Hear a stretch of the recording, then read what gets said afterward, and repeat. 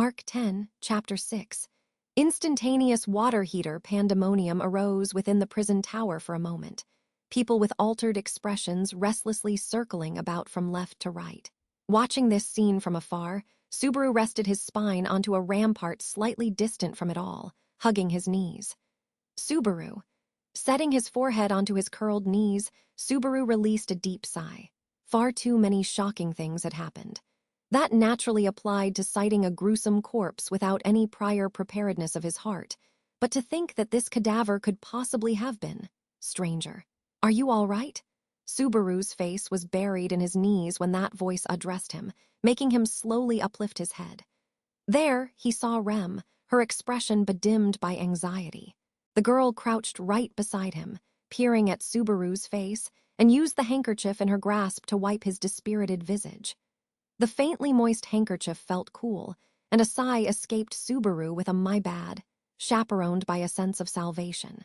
Rem, there's no need to apologize, it would seem you saw something quite terrible inside. Subaru, that's right. I also didn't want you to see him, so there's that, but I'm glad we kept you waiting outside just in case, Rem. You didn't need to see something like that. Rem, please don't be so overly protective. I witnessed many casualties in the Valatian Empire.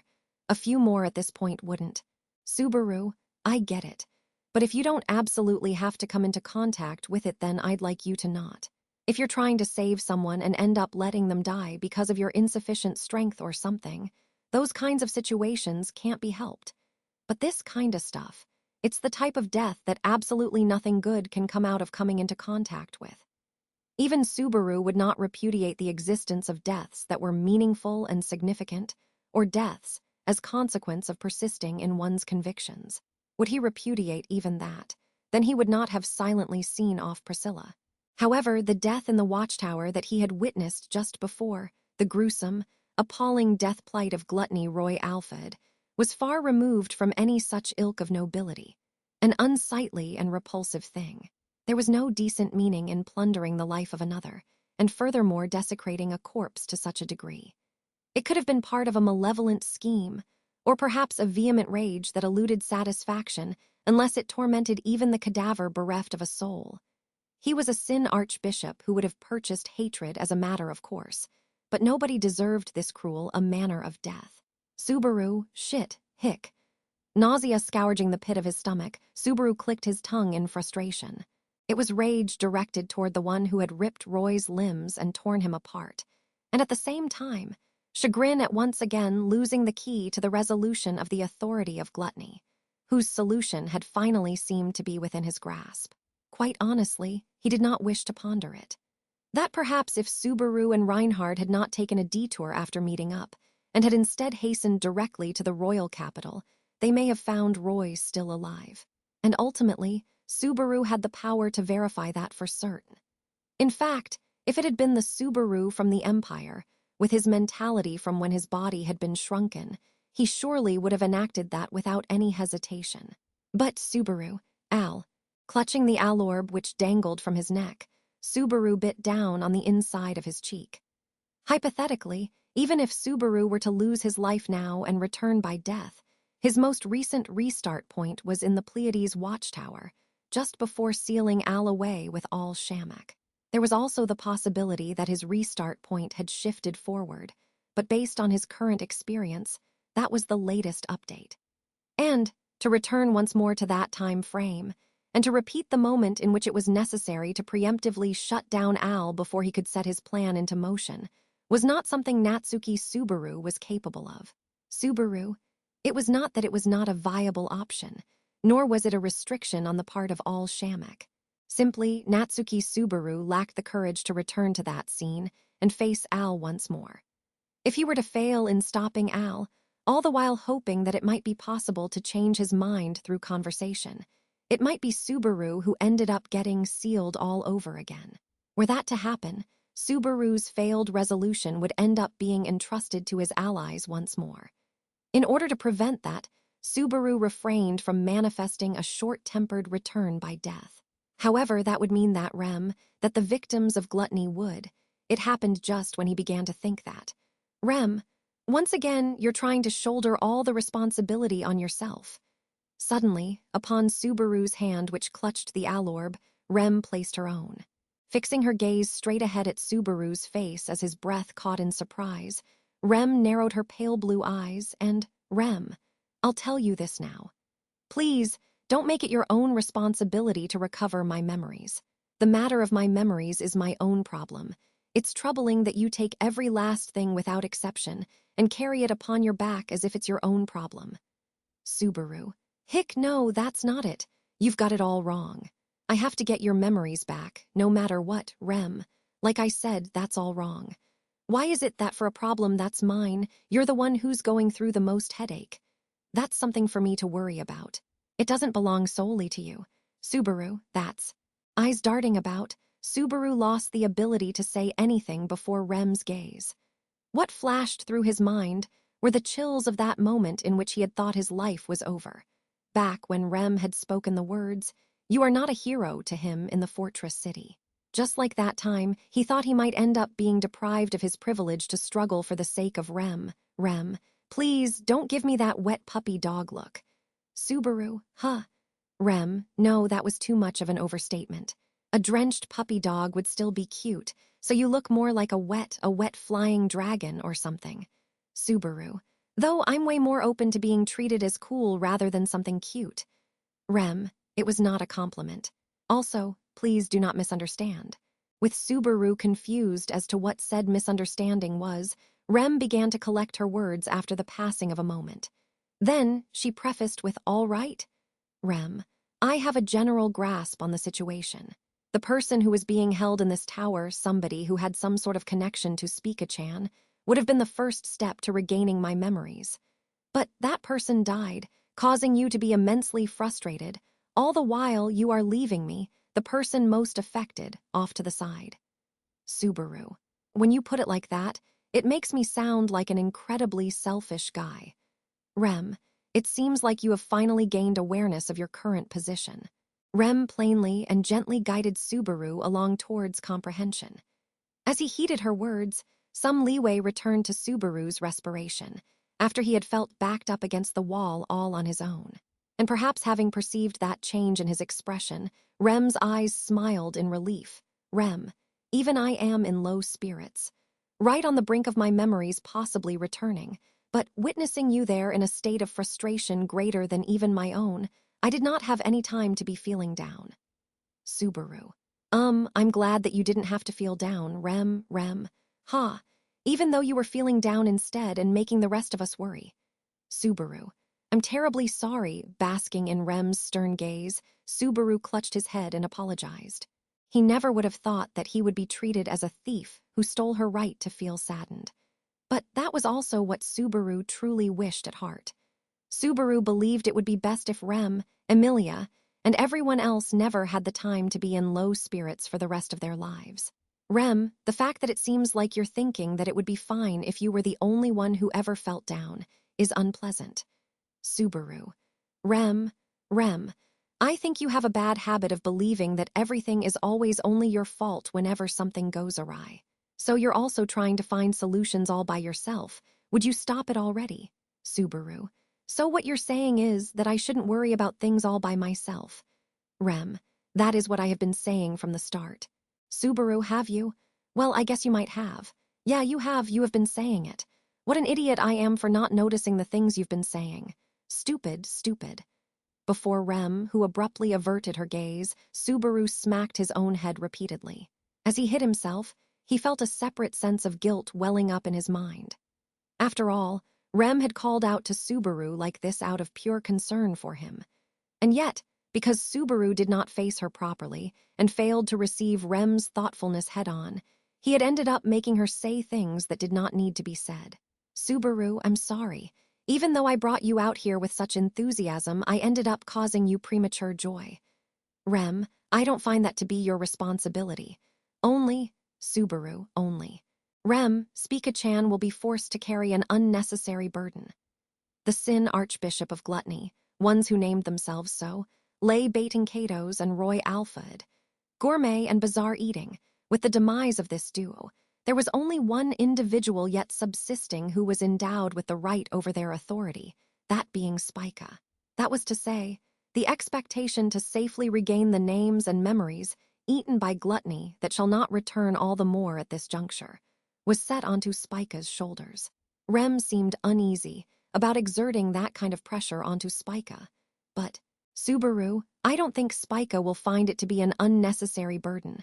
But let's contact Abel and ensure that there's proper security around Spica. Tell Ceci to be vigilant as well, putting aside whether Ceci will be able to. Rem, yes. It was a tragedy that had befallen the body of Gluttony. There was no certainty whether or not the same threat would advance towards Spica.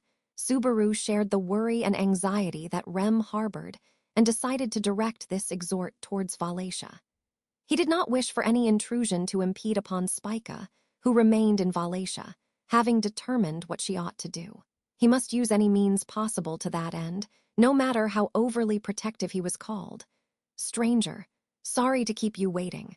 As Subaru and Rem's conversation arrived at a brief terminus, approaching them with one hand lightly upraised was Reinhard, exiting the prison tower's interior. Receiving the due of Reinhard with Beatrice at his side, Subaru hastily stood up as he dusted off his behind. Subaru, Reinhard, how's the inside? That's serious, Reinhard. Fortunately, if that is the correct thing to say. I was nearly fully certain, but she who is imprisoned in the underground is unharmed. The isolation cells of the prison tower are all respectively independent, so it seems she was unaware that Gluttony had even been apprehended in the same tower. And it is not just her. No other prisoners were harmed. Subaru, Sirius is unharmed, and so are the other prisoners. It's definitely dubious to call it good news, but one thing is clear. Upon Reinhard's report of having completed his check of the interior of the tower, Subaru nodded with a loathsome facial expression. This was to say, the aim of the perpetrator of this crime within the prison tower was solely Subaru and Reinhard, the Sin Archbishop of Gluttony. Their answers overlapping, Subaru and Reinhard intersected gazes and nodded. Based on the situation at the crime scene, that was the only conclusion this circumstance accorded. However, that was not to say this conviction was not shadowed by questions. Rem, based on what Beatrice Jan told me, even that is not something so simple, is it? Beatrice, the inspection is done, I suppose. That perception is unmistaken, in fact. Drawing in her jaw toward Rem as she peered at her, Beatrice lined herself up beside Subaru. As she proceeded to gently hold Subaru's hand, Beatrice inquired about his state. Beatrice, are you feeling a tad fine now, I suppose? Subaru, not quite fine, but better. Sorry for shoving the whole crime scene inspection onto you. Beatrice, Betty said so herself, in fact. Besides, there is not much that even Betty can do for a corpse, I suppose. What Betty can do is only provide insight from the perspective of a great spirit, in fact. Reinhard, please tell us your view. You see, I am unfamiliar with that regard. The gazes of the trio assembled upon Beatrice, as she closed her eyes at Reinhard's urging. She cleared her throat with a tiny ahem, and surveyed the three as though about to give a lecture. Beatrice. To begin with, that Gluttony's body was secured with yin magic, I suppose. Betty and Julius had worked together to do it, so it was rigid and solid security, impervious to any meager, measly attempts on it. In fact, that Betty couldn't develop that advanced form by herself is mortifying, I suppose. Reinhard, I have received confirmation on that end from those in charge of the prison tower, that the apprehended Gluttony was completely suspended, like he had become a slate. Beatrice, a thing impossible to meddle with, of course, for the captive person, but also from those on the outside, in fact. Unfastening it would require suitable mastery of yin magic, I suppose. Subaru, that's not all. Even after getting him out of the monolith, you'd then have to go at it against the Roy who'd rush out. Go at it and, Rem, take his life. In other words, it would be necessary to overcome these two stages.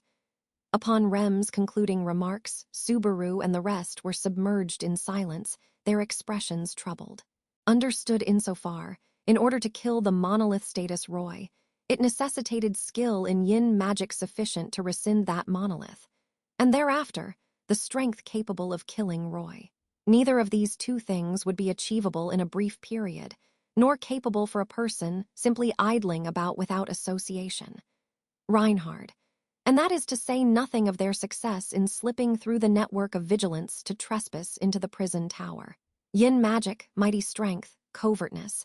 To fulfill these three conditions is not something so simple. Subaru.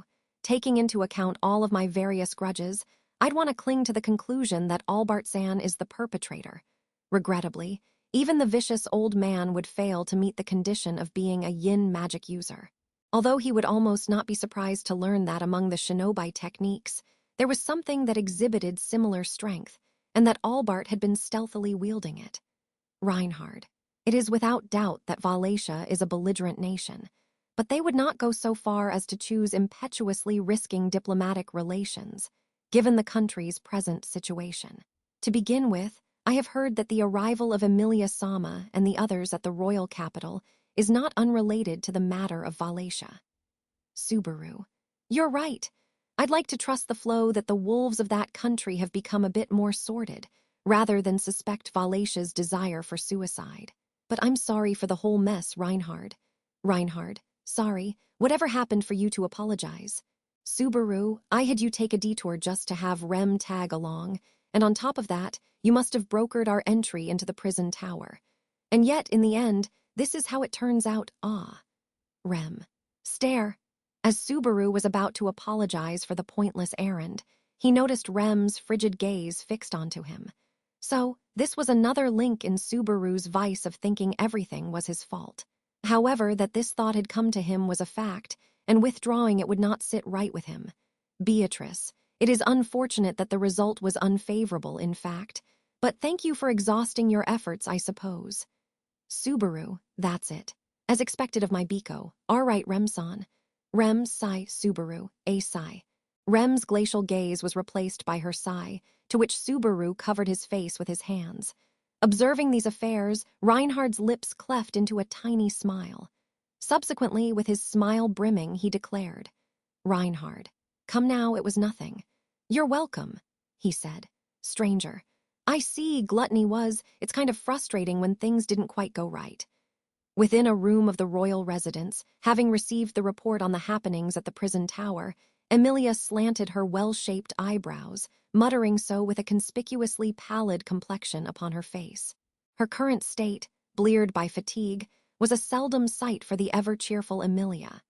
Regardless, bearing the self-consciousness that one fragment of her fatigue came from his own weight, Subaru knew this was a disappointing show from him. Having parted ways with Reinhard, who had returned for Felt, Subaru was accompanied by Rem and Beatrice as they headed toward Emilia's sojourn, the royal residence. There, he rendezvoused with everyone who had arrived before him. Apart from Roswal and Frederica, who were making for the Bariel domain with Schult in tow, roughly everyone from the Emilia camp was present at the royal residence. In other words, stranger, in spite of whipping these tired bodies to come running to the royal capital, it was a pointless errand, it would seem. How dare you spur such premature joy, Barusu? Subaru.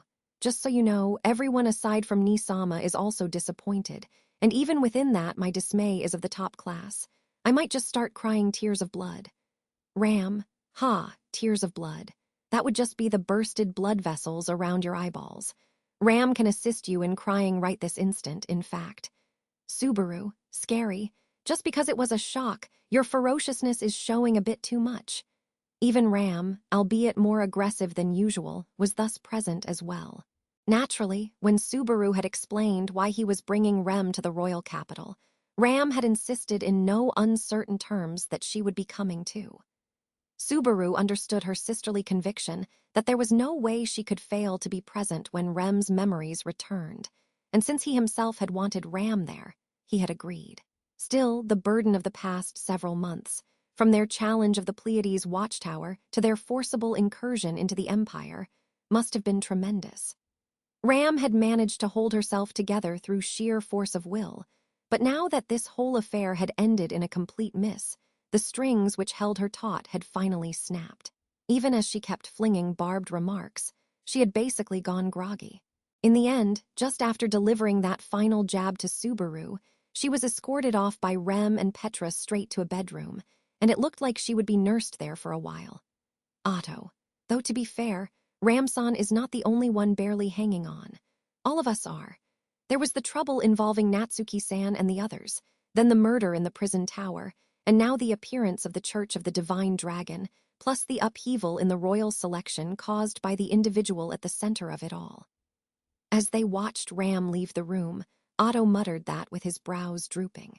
He had accompanied the party that had gone ahead to the royal capital with Emilia, and he was supposed to deliver a full report at the royal castle on the great disaster in the Valatian Empire, including the news of Priscilla's death. Amongst the matters on the agenda was also the question of the future accord between the empire and the kingdom that Abel had entrusted them with, an important duty both for their camp and for the kingdom itself. Or so he had surely believed.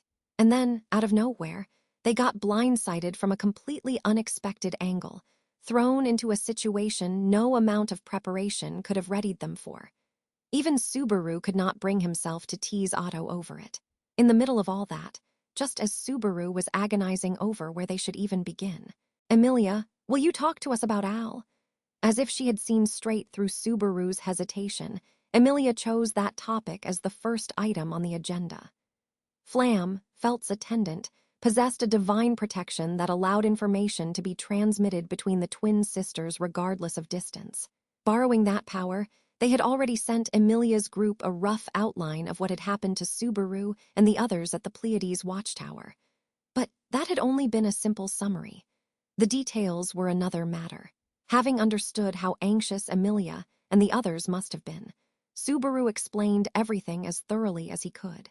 How they had gone to the Pleiades watchtower in search of a Book of the Dead. How, that night, Al had betrayed them and attempted to do them harm, only for them to get the drop on him and contain him first. How he had not been granted any leeway to talk through the root of the reason that had driven Al to such violence. And finally, that Subaru had no intention of letting his relationship with Al end there, without knowing any of those reasons. Emilia, yes, I feel the same way Subaru does. I think that's the best thing to do. After hearing him out and spending some time thinking it over, Emilia gave her approval to Subaru's conclusion, delighting him. Her amethyst eyes swayed with complicated emotions, but even so, she quietly gazed at the alorb hanging from Subaru's neck and nodded. He had already told Beatrice and Petra his thoughts while they were on the way back. So among those present, the ones forming a new opinion based on Subaru's explanation were Emilia, who had just answered him that way, Otto, who looked like he had just bitten into an unripe persimmon, as well as Rem. Alson loved Priscilla-san. I cannot speak more on the matter.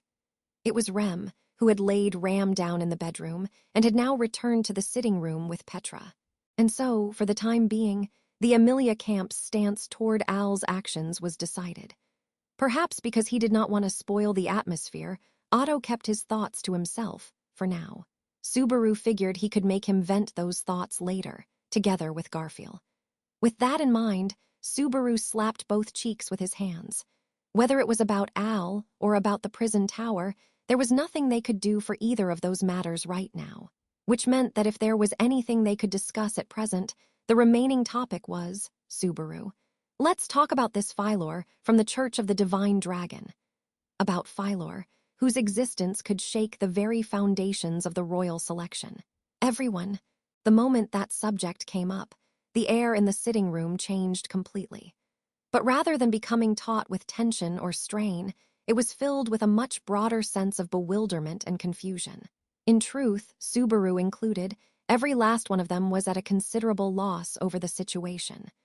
Subaru, to begin with, what kind of discussion is even happening at the castle right now?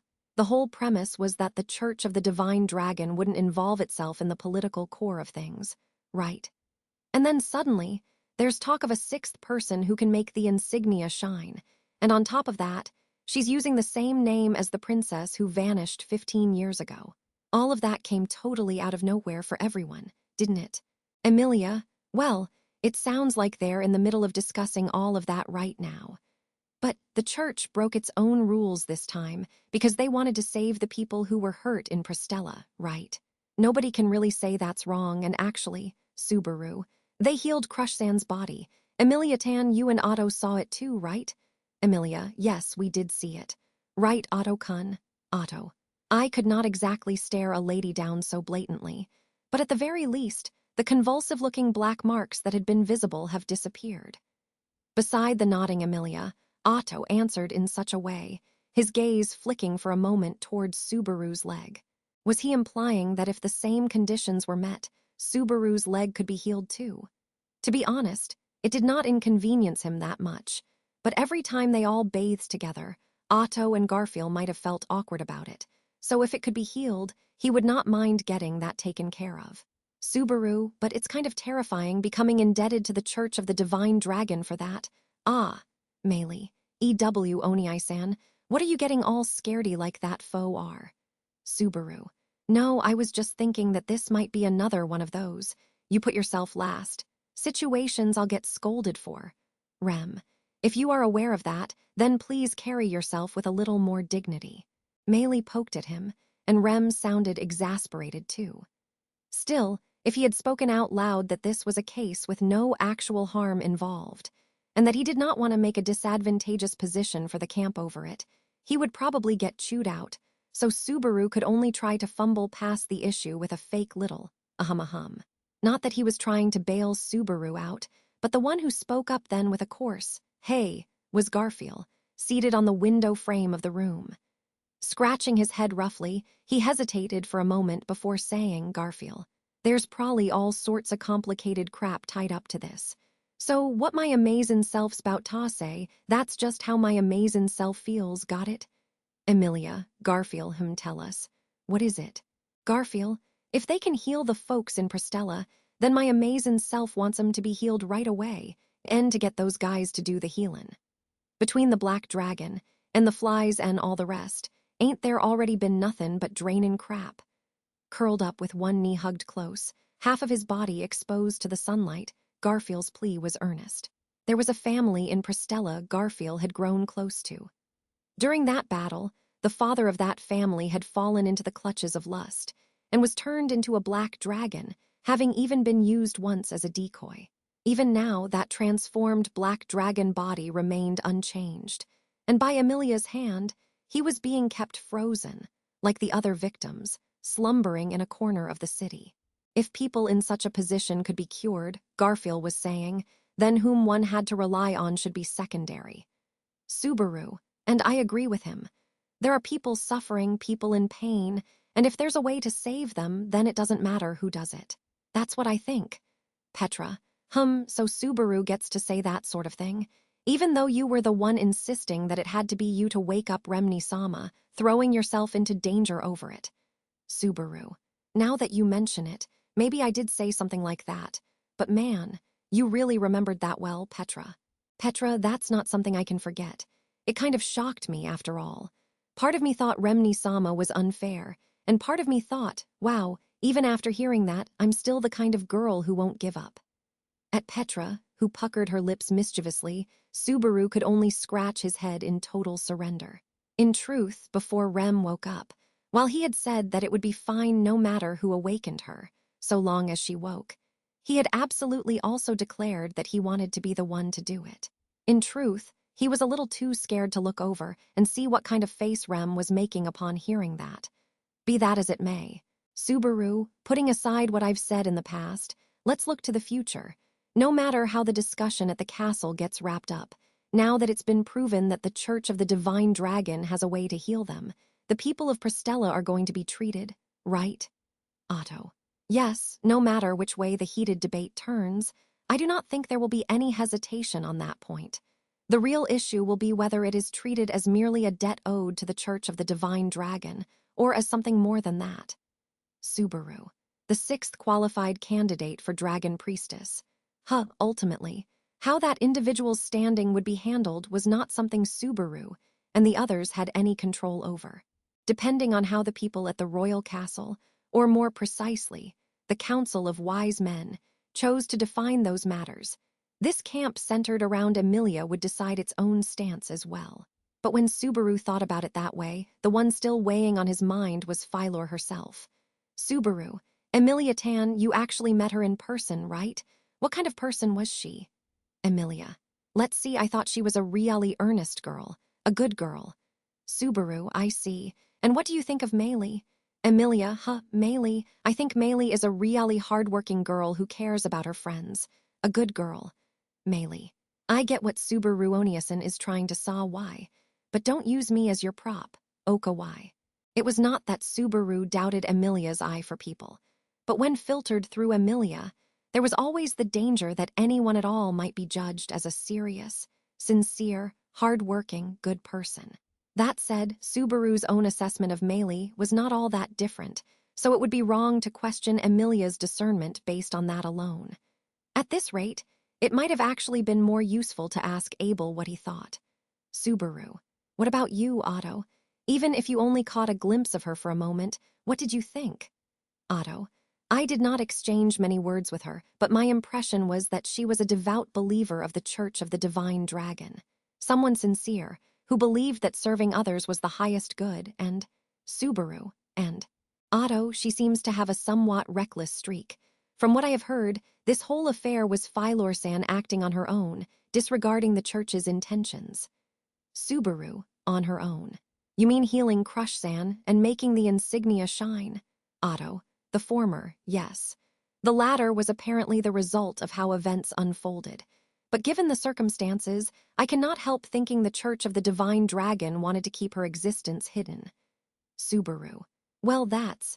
As for Subaru's question of why, no one there had an answer. Was Phylor truly the princess who had disappeared 15 years ago, or not? What was with her appearance, bearing the traits said to belong to Lugunica's royal family? And what was the truth behind that name?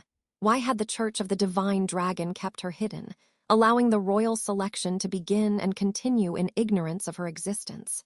The mysteries were simply too many. And because they were, Subaru. Hey, Emilia-tan, Emilia. Look, Subaru, Subaru, lifting his face to voice an idea, and Emilia, overlapping with him, spoke. Startled, the two looked at each other with rounded eyes. Then, feeling as though they could read the same thought in each other's gaze, they laughed together. Apparently, Emilia had arrived at the very same conclusion. That was to say, Subaru, don't you think we should try meeting this Phylor person and talking to her directly? If he were to think back on it, Subaru did not possess a particularly strong grasp on the overall picture of the royal capital of Lugunica. Near the fountain in the commoner district, where he had been so grandly summoned to another world. The commercial district with its fruit stand, whose shop owner he had met several times, the headquarters of each candidate from whom he had received a series of blows following his terrible fight and parting with Emilia, and finally the loot house in the slums. Although he held emotional attachments regarding each of those places, they were merely a small portion of the royal capital's vastness. Consequently, to Subaru, the place of worship for the Church of the Divine Dragon, which was inconspicuously nestled in a corner of the royal capital's commoner district, seemed to be a case of it being the darkest at the foot of the lighthouse, as if it had been built right on the edge of his awareness. One Subaru, I had no clue there was such an obvious church, Emilia. It's really surprising. But if we're talking about a church, didn't you know, you even saw one in Prestella, where the wedding between Regulus and me was about to happen. Subaru. You mean where I busted down that door? Now that you mention it, was that also one of the Church of the Divine Dragons? Due to that ironclad association of churches and weddings, his sense of duty to rescue Emilia, no matter what had taken over, allowing him no leeway to even consider the setting. But in retrospect, it had indeed been a church, and if it was a church within the kingdom, which possessed no custom of belief in gods, it was inevitable that it would be connected to the Church of the Divine Dragon. Subaru. In that case, while wedding Emilia-tan was a sight for sore eyes, that incident itself is a detestable memory for me. So my impression of the Church of the Divine Dragon is off to a negative start. Stranger, Betty wasn't there, but as expected, a Sin Archbishop would hardly do something respectable, I suppose. But tarnishing your impression of the Church of the Divine Dragon over that would be a false accusation, in fact. Stranger. Well, this wouldn't be the first time this guy said something so frivolously. Subaru. Biko and Rem are both booing at me. Do girls really still yearn for wedding dresses? So does my bad-mouthing of the church give me a bad image? In response to Subaru's timid question, Beatrice and Rem looked at each other, then shrugged their shoulders in unison. Subaru's own shoulders fell in dejection at their response, and putting her hand over her mouth with a giggle, Emilia smiled, putting him at ease. While casting a glance upon that smile, Subaru took that rare opportunity to regain his composure. Subaru. At any rate, although there's a lot of circumstances that led up to our outing, having Emilia Tan and me, plus Biko and Rem, going in this combination is like a dream party in a sense, isn't it? Beatrice. Whether it's dreamy is uncertain, but it's certainly quite unusual, I suppose. Emilia. Yeah, now that you mention it. Until Subaru brought you out of the forbidden library, you wouldn't really join us on outings, Beatrice. I'm sure it was the same for Rem before she fell asleep. Rem, I have no recollection of such things, but I'm sure you're right. I'm also having fun walking around with Emilia-san and Beatrice-Jan. Subaru, you left me out on purpose just now. I'm so lonely, I'm so miserable. Even saying that, this was an unusual yet delightful combination, so Subaru remained unbothered. For the time being, these members comprised the team that was going to visit Philor of the Church of the Divine Dragon, the lineup tasked with the mission of scouting out the enemy. Presently, they were at last approaching the place of worship, where the involved party from the aforementioned Church of the Divine Dragon was. But under what pretext could they summon Philor, then? It happened at that moment. Stranger. You can't keep on branding others as liars. All right, allow me to show you. This is the proof that I went up to the castle. And then, an energetic voice could be heard from the premises of a large building enclosed by stone walls, judging from its roof and the ambience of its structure. It was most likely a church, the steeple of which was in view. As soon as they blinked their eyes in confusion, Subaru and the others saw it. On the other side of the stone wall, a red light faintly swelled, asserting its existence. Subaru, that could it be? Stranger. Wah, amazing, amazing. Stranger. It really glowed. What did you do? What did you do? Stranger, you finally stole something, you thief. Stranger, first you call me a liar and now you say I'm a thief. Who do you think I am? I am a nun. One who bears the sacraments. On the verge of becoming a saintess. It was the boisterously merry voices of children, and the voice of a girl who seemed to be playing with them. Subaru and the others looked at each other in response to what they had heard, before hurriedly navigating around the stone wall. And then, upon reaching a break in the stone wall, the front entrance to the church grounds, stranger. Now, behold. This is the brilliance of our divine dragon, who reduces those with wicked hearts to ashes. This, too, is in the scriptures. Man is born of the earth, and the dragon descendeth from the heavens. He that forgets to revere the heavens, and foolishly trusts that he hath wings upon his own back, shall not realize his sin before his fall. Stranger. Kaya. Stranger. Waya. Stranger. Ujia. They bore witness to the figure of a nun brazenly declaring such things, with red light glistening from within her hand held aloft, the dragon gem on the insignia radiating. She chased after the squealing children who ran around erratically. She had not noticed her visitors, and pursuing the fleeing children with an ooh-ho-ho-ho. While the insignia glowed behind them, none. Now, who will repent amidst the blinding light of the high and exalted dragon Subaru and company. Stopping dead in her tracks, the nun swiveled around as if making a creaking noise. There, she discovered Subaru and the rest observing the scene, and her mouth fell agape. Upon seeing the reaction of the golden-haired, crimson-eyed nun, Subaru was at a loss for words. However, at Subaru's side, Emilia rustled around in her pocket. Emilia. Look, I can do the same thing. And, as the produced insignia glowed red, just like the nuns, just like Philor's had, with angelic innocence, lacking any ill intent, Emilia followed up by saying she was also the same. Immediately afterwards, Subaru saw with his own eyes as Philor's pale skin, from her neck to her face to her ears, all turned red with shame in a single instant, and Subaru faintly thought that she seemed like an instantaneous water heater. 2. Translation notes. 1. It being darkest at the foot of the lighthouse is a Japanese idiom that means sometimes you can't see what is right under your nose. 2. An instantaneous water heater, also known as a tankless water heater, directly heats water rather than storing hot water in a tank. They are much more common in Japan and elsewhere in the world than in North America, so we figured a translation note would be useful for those readers where they are uncommon.